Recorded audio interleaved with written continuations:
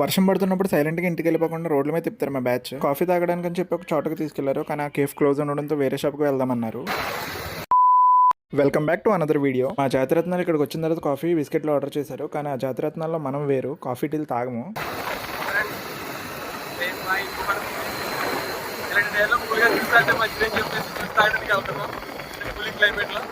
పిచ్చండి ఇది. ఇందాక వీడియోలో నేను బాలేదు అని మళ్ళీ తీయమన్నాడు మా అన్నయ్య. మా వాడికి కొంచెం సోకులు ఎక్కువ, అందుకే కెమెరా ఓపెన్ చేసుకుని మరి సరి చేసుకుంటున్నాడు. ఆ తర్వాత అక్కడ నుంచి మా అన్నయ్యకి ఇంకో పని ఉందంటే ఆ పని మీద రోడ్ల మీద తిరిగాం కాసేపు. వర్షం చాలా గట్టిగా పడింది అని అంటారు అనుకోకండి, మామూలుగానే పడింది. గట్టిగా పడితే అసలు మేము రోడ్డు మీద ఎందుకు తిరుగుతాం.